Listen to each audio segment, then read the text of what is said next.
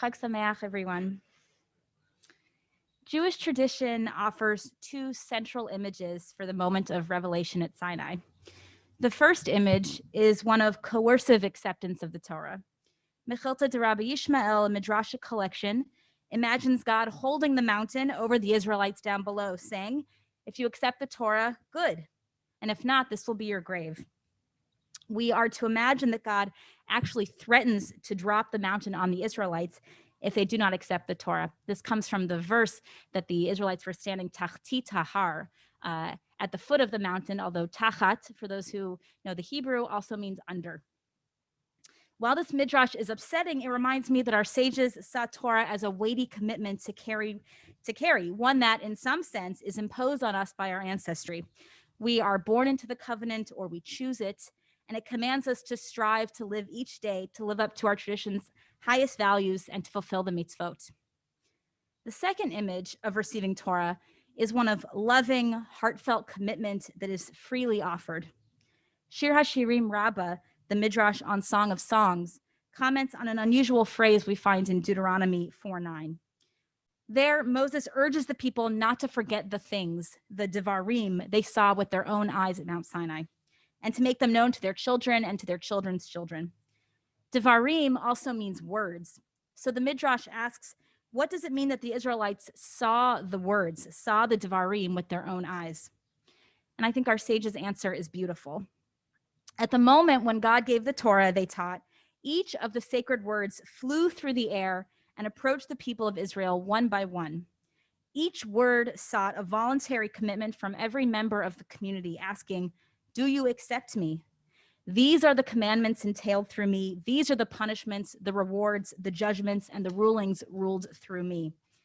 Each word laid it all out on the table with total transparency to every Israelite, every Jew. Here's who I am. I'm not always easy to love or understand.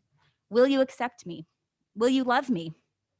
And in every case, the commitment was given with an open heart. To each word, the Israelites responded, hen v'hen, yes and yes. And each time when consent was given, the word would kiss the Israelite on the mouth and teach them the Torah.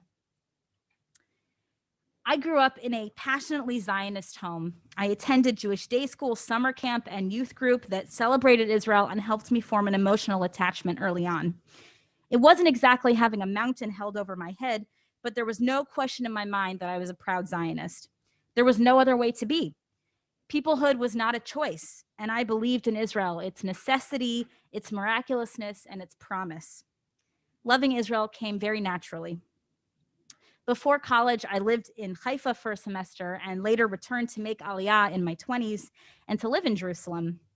And my love for Israel matured during these years of living, studying, working, and voting in Israel. I, for the first time, opened my eyes to the Palestinian people, to their history, to their national movement, and to all the struggles and competing voices vying for Israel's future. Today, Israel is under intense rocket fire and has been for over a week. Just before the holiday of Shavuot came in, Hamas launched a rocket that landed directly on a synagogue in Ashkelon, while two more hit 5 cars and homes in Ashkelon, and more rockets landed in Ashdod and Beersheba.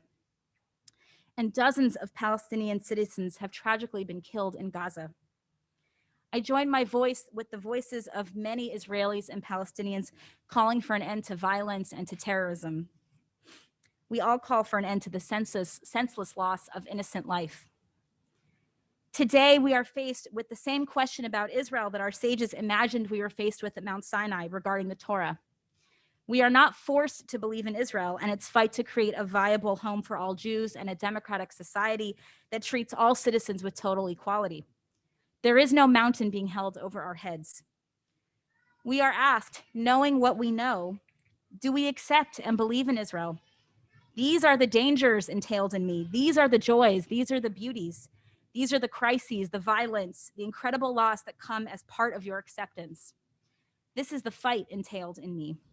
This is the vibrant culture, the diversity, the technology, and the spirituality in me. I am not perfect. Please do not put me on a pedestal. Do you still accept me? My answer today is hen v'hen, yes and yes. I stand with Israel, and I stand with all those Israelis and Palestinians who still believe in a shared future. who believe in condemning violence and fighting for peace. I reject the cynicism of giving up or giving in to terrorism or to human rights abuses as Israel's future. May we all join together in our wholehearted prayers for peace and a swift end to this horrific violence. On Shavuot, we imagine the whole Jewish people, past, present, and future, standing together. We stand united as one people in our acceptance of Torah. Why do we have a holiday all about the embrace of Torah? Perhaps because it's hard to accept the Torah sometimes. It's hard to understand and embrace it wholeheartedly. It's also hard to embrace Israel, especially now when we are witnessing so much suffering there. I know there's no way that we all stand in unity when it comes to Israel's policies, but may we stand together in our fervent hope for peace and for a future based on dignity, safety, and mutual respect. Chag Sameach.